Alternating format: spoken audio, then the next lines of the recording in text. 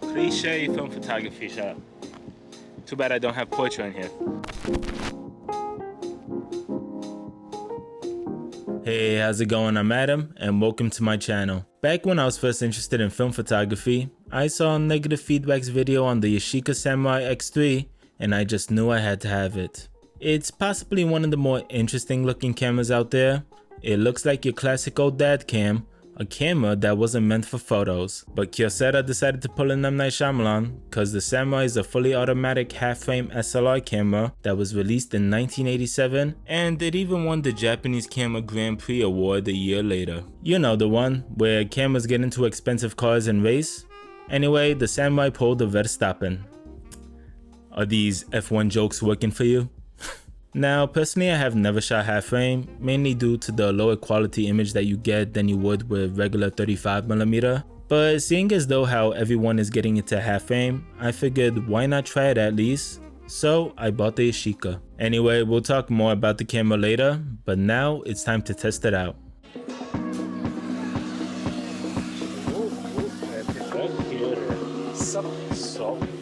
I met up with my buddies Matthew and Michael for some coffee and a quick photo walk.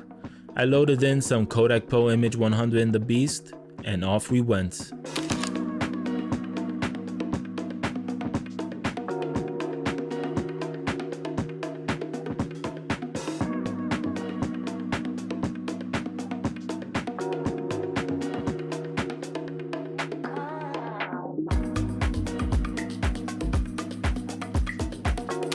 Well, I'm shocked. The colors and contrast are beautiful thanks to the lens and film stock. Plus, the quality isn't that bad. Alright, so definitely first impressions. The ergonomics of this thing is amazing, just having this hand grip. Plus I have monster Frankenstein type hands, so my finger can touch the shutter button and the zoom in and out button. But so far the zoom in and out button isn't working. Yep, the beauty of buying old cameras. Very sad, very sad. Yeah. It could be me, but I feel like that very sad wasn't sincere. Let's talk about the quality. Well, if you compare a regular 35mm negative to a half frame negative, we see that we get half the size, hence the name. Because of that, we end up with worse quality, but twice as much photos. So no matter how good the lens is, we will never be able to make large prints. Cause believe it or not, size does matter. But if I were to compare it to other half frame cameras out there, this is definitely one of the better ones. It has great color rendition, great contrast, and great clarity. Honestly, I came into this with really low expectations, but I was blown away. Sorta like Sabrina Carpenter in that music video for Taste.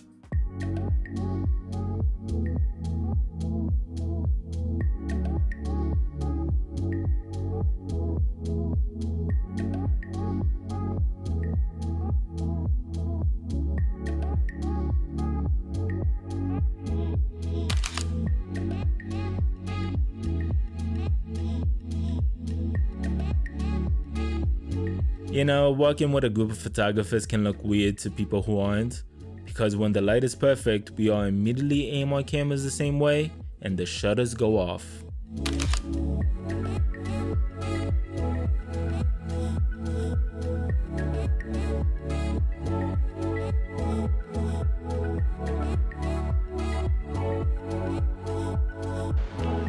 You samurai? It's half frame, so I can waste a couple frames. Honestly, it might be my best portrait ever, going straight to the photo book.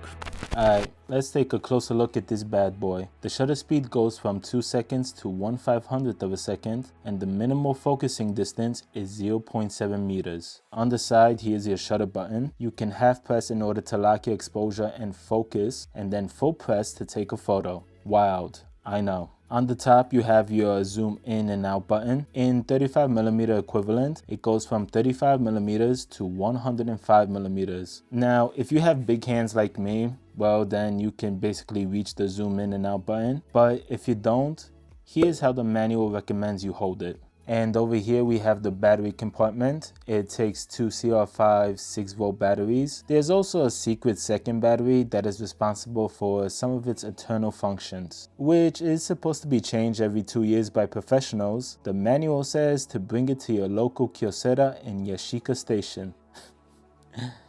Good luck with that. But I've seen people online do it by themselves if you want to learn, but the camera will still take photos without it. Thank God, because I'm not good with my hands. Just look at my photos. Now on the other side, here's where you turn on the camera.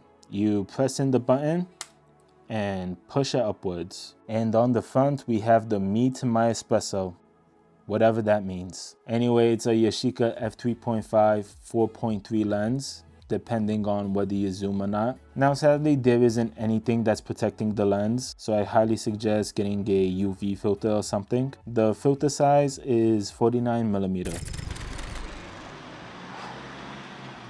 That might be actually a good photo. Kurde, nie nagrywałem. I think I was right. Okay composition, great colors, and it's sharp. Plus the two people on the right is a nice touch.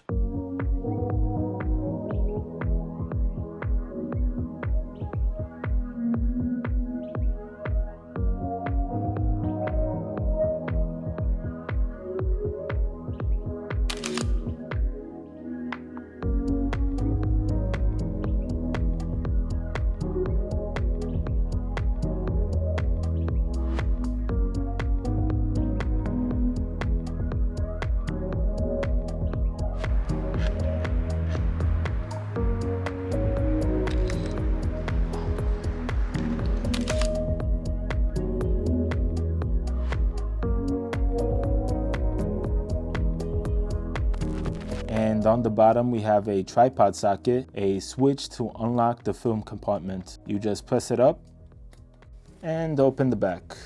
You just put in the film here, pull the tip towards the red line, close the back, then it should automatically wind to frame 1 shown on the LED screen. Now you can see by the date button, you can imprint false dates because no one ever thought we'd still be shooting film. You could actually imprint just the date and time without the year, but if you don't want any of that, just leave it on the setting that I have with these just a bunch of minus thingies on the LED screen. Now on the left we can switch flash modes from auto, flash off, and slow synchro flash mode, whatever that means. In the middle we have a button just in case you want to rewind your film, you know, just in case you don't have the patience for 72 frames. I get it. And on the far right we have different drive modes, going from single frame shooting, continuous shooting, self timer, I believe you have 10 seconds, then game over, and continuous 3-frame shooting by self timer. And finally, here's the viewfinder. I gotta admit, in the beginning my eyelashes were getting in the way and it was a real bother, but somewhere around half of the row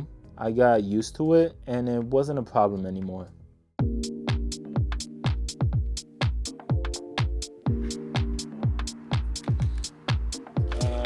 Michael, could you sit down over here please? Sure. Nice.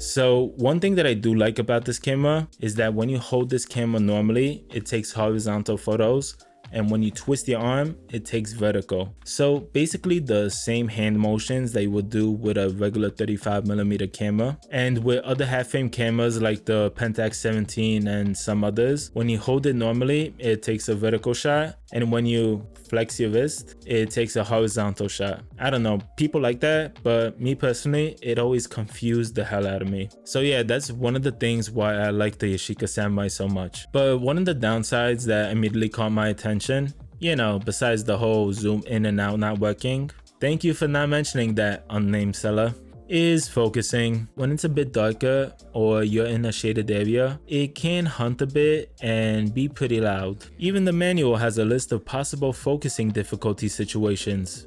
Yeah, that's a lot. But when the lion finally locks onto the zebra, it nails focus. I only missed about 2, maybe 3 times, so that's pretty great in my book. It's definitely something that the Mewtwo can take notes on.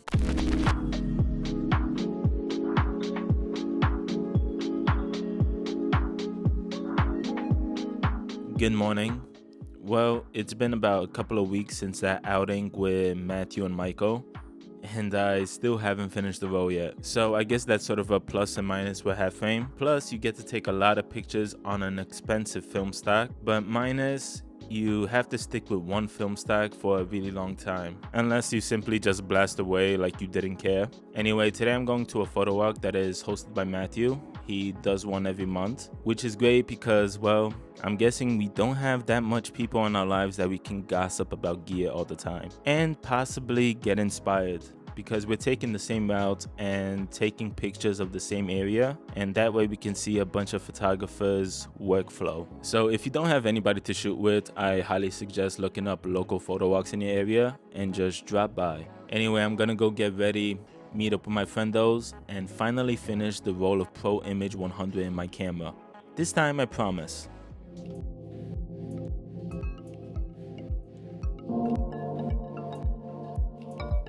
You ruined my B-roll, man. After we ate some delicious food, off we headed towards the destination of the meetup, with a couple of stops along the way.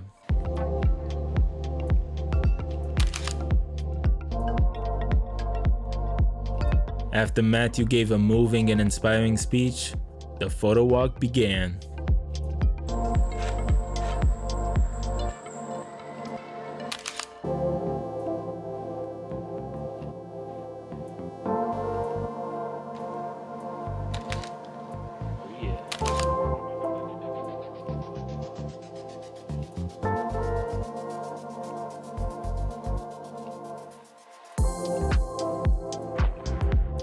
Honestly, I can't get over the colors.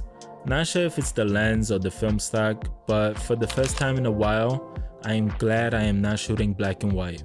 One of half frame's main appeal has always been, let me say this slowly, diptychs. It's basically when you take two photos and put them side by side. Seeing as though we get two frames that fill up a single frame of 35mm, we are able to scan them as one. It could be used as a great storytelling device. So when you shoot a roll, you can focus on the story you want to tell, which can be an interesting challenge. Now, me personally, I think it's pretty cool, but my memory isn't as good as it used to be. Plus, you can do it in Photoshop, so if you forget, don't beat yourself up over it. Now, downside of scanning half frame is the cost. You can scan them as diptychs or single images, but it usually costs a lot more, which is something that a lot of people don't think about before buying a half frame camera. I mean, technically you are still up because you're probably shooting an expensive film stock, and basically you have twice the frames. Now, for this video, I scanned the roll by myself, and let me just say, it takes longer than usual.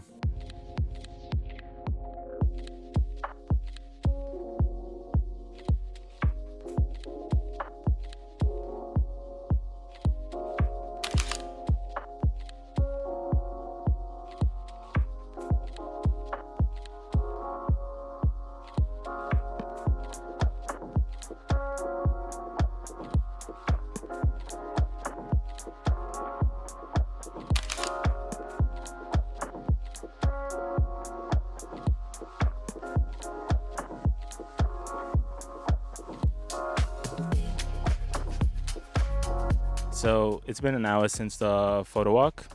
We're still doing it. And one thing that's really cool, I have my main camera with me, the Nikon F3, and I also have the Yashica Samurai with me. And I'm basically treating like the half frame camera as a slice of life and documenting people and just not thinking too much. And I'm not worried about losing frames or finishing the roll. That's just really cool in half frame in general. You could have a main camera with you for serious work, and half frame just for fun and memories. Anyway, on to the photo walk.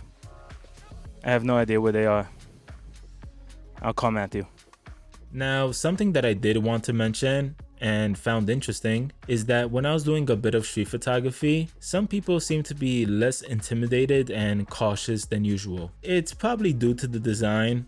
I mean, let's face it, this doesn't look like a photography camera, but looks like your classic old dad cam. So people just probably thought that I was making a video instead of taking pictures. And honestly, with this camera around my neck, people probably thought that I was a tourist in my own city. So I guess that's a pretty huge plus for street photographers or stalkers.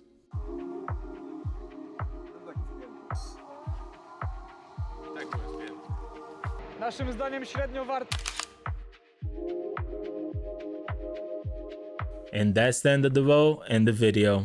Thank you so much for watching. I truly appreciate it. So my final thoughts on the Yashica Samurai. I wanted to buy this camera for the design alone, and once I scanned my film, I was impressed. The lens is amazing. From my experience, the autofocus is great, and just in general, an extremely fun camera to use. I will definitely be using it again. And like I mentioned before, this camera isn't meant for serious work, and that's okay. I have other cameras for that. This is supposed to be a fun slice of life and wanting to take a photo but not worry about how many frames are left type of camera. Now, to be fair, this camera isn't perfect. Ignoring the whole zoom in and out thing, once again, thank you, unnamed seller. The hunting issue can be annoying, and I get that some people might not like it for its size, cause half frame in general are supposed to be small, pocket friendly type of cameras, and let's face it, the Samurai is not pocket friendly. But I think the size is worth it for the design, because well, it's a really cool looking camera. Anyway, thanks to my friendos for the great time, and once again thank you Matthew for organizing these photo walks and allowing the film community to have a place where they can nerd out. So yeah, like, subscribe, you know, do all that jazz. Take care. That's a big boy. Nie wiem, co tu wsadzić. Mamma mia.